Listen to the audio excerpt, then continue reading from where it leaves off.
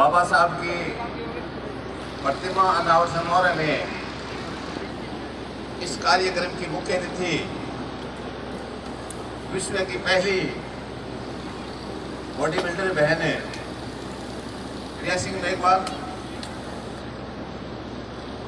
हमारे बहुत दूर से चल करके हमारे बीच में पहुंचे BL मीणा जी, IPS साहब, सत्यवान सिंह जी, बहन प्रिया मेघवाल के पिताजी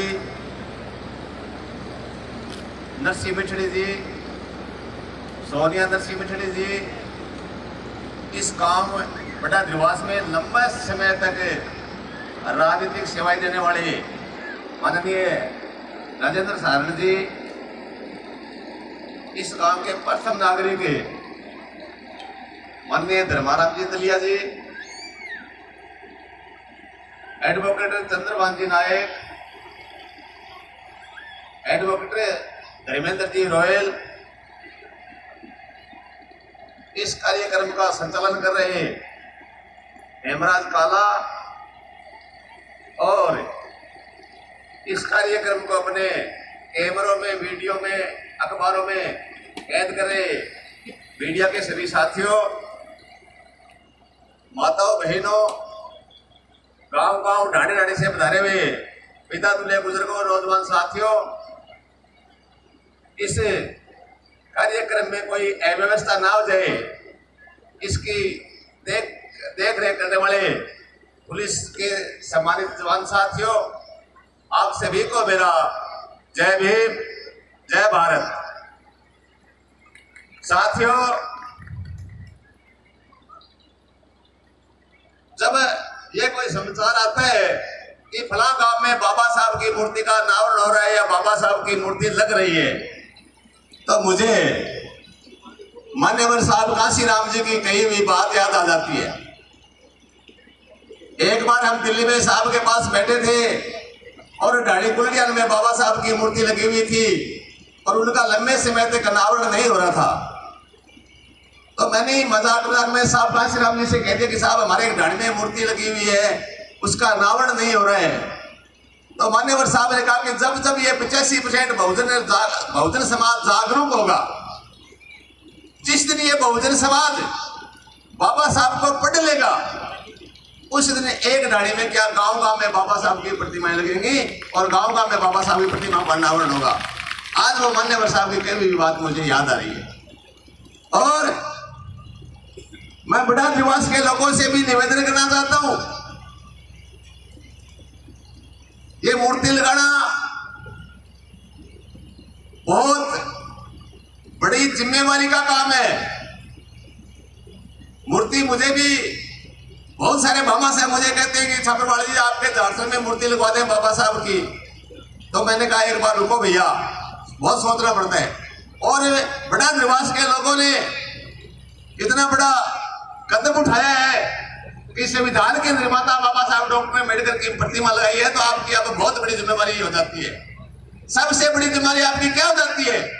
सबसे बड़ी जिम्मेवारी यह हो जाती है कि शिक्षा के विद्वान, विश्व के पहले विद्वान आपके गांव में आज विराजमान हो रहे हैं। तो आपके गांव में माताओं, बहनों, आप सभी को अंधविश्वास और पाखंड को तलाशली देनी है। अंधविश्वास और पाखंड को आप करना ही नहीं है। यदि आप आज भी निवास बड़ा गांव के लोग अंधविश्वास और पाखंडवाद में जी रहे हो, तो आपके गांव में बाबा साहब की प्रतिमा लगाने का कोई औचित्य नहीं हो रहता। इसलिए मेरे सम्मानित साथियों, अंधविश्वास और पाखंडवाद को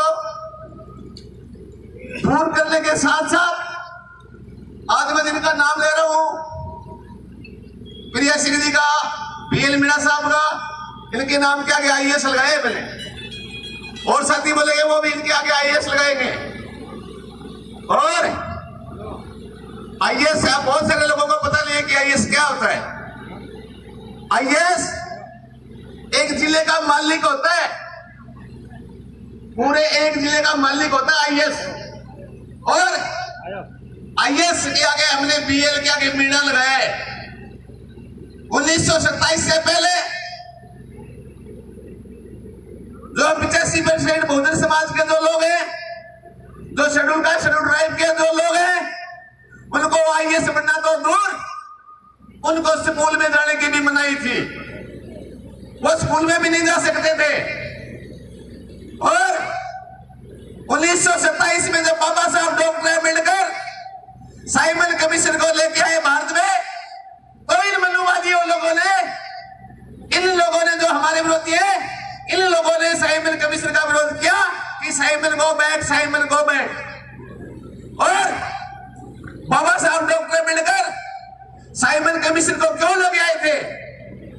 बाबा साहब डॉक्टर अम्बेडकर ने साइमन को कहा कि हे साइमन, मेरे भारत में ऐसी व्यवस्था है कि 85% समाज के लोग स्कूल जाना दूर, मित्र जाना दूर, तालाब में पानी भी नहीं पी सकता। इसलिए आप गांव-गांव जाकर के, घर-घर जाकर के जनगणना करिए। तो साथियों, साइमन कमीशन ने बाबा साहब डॉक्टर अम्बेडकर के साथ गांव-गांव, ढाणी-ढाणी में जाकर के एक लिस्ट बनाई थी। जिन लोगों ने 1927 में बाबा साहब डॉक्टर अम्बेडकर की बात मान ली थी, बाबा साहब डॉक्टर अम्बेडकर ने जो शेड्यूल कास्ट की सूची बनाई थी, शेड्यूल में जाति, शेड्यूल में सूची और कास्ट में जाति, बाबा साहब डॉक्टर अम्बेडकर ने 1927 में जिन जातियों की सूची बनाई थी, वो जाति शेड्यूल कास्ट और एससी और एसटी में शामिल हो गई। और बहुत से लोगों ने बाबा साहब की बात नहीं मानी। गुजरात के मेघवाड़ों ने बात नहीं मानी बाबा साहब डॉक्टर अम्बेडकर की 1927 में। बाबा साहब डॉक्टर अम्बेडकर ने कहा कि आप मेरी बात मानो तो आपको भी बहुत ज्यादा हक अधिकार मिलेंगे। लेकिन गुजरात के मेघवाड़ समाज ने बात नहीं मानी, क्योंकि बाबा साहब के जाने के बाद महात्मा गांधी के चेले पहुंच गए। उन्होंने कहा कि यदि आपने बाबा साहब डॉक्टर अम्बेडकर की बात मान ली, तब आज के बाद आपको अछूत मानेंगे, आपको छुएंगे नहीं, आपको रब नहीं आने लगे। तो गुजरात के मेघवाड़ समाज के लोगों ने बाबा साहब की बात नहीं मानी और 1995 में जाकर के 1995 में 95 में गुजरात के मेघवाड़ शेड्यूल कास्ट में शामिल हुआ।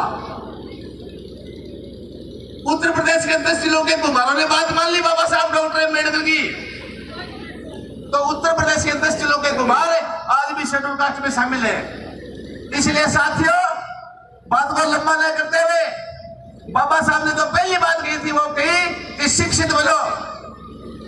और आज बहुत सारे विद्वान लोग कह रहे हैं कि आप भूखे सो जाना, यदि चप्पलें लिए तो मत पहनना, यदि कपड़े फटे पुराने तो कोई बात नहीं, लेकिन अपनी औलाद को, अपने बच्चों को, अपनी बच्चियों को स्कूल जाने से मत रोकना, उनको पढ़ाना, ताकि वो आगे जाकर के कोई प्रिय सिंह मेघवाल बने, कोई बीएल मीणा जी बने और हमारे समाज का नाम रोशन करे। इसलिए साथियों, मैं ज्यादा नहीं बोलते हुए एक बार आप सभी ग्रामवासियों को धन्यवाद दूंगा कि आपने बाबा साहब की प्रतिमा लगा करके और इतने सारे लोगों को एक दूसरे से मिलने का मौका दिया। आप सब लोग निर्वास गांव के प्रत्येक ग्रामवासी बधाई के पात्र हैं। धन्यवाद। जय भीम, जय भारत।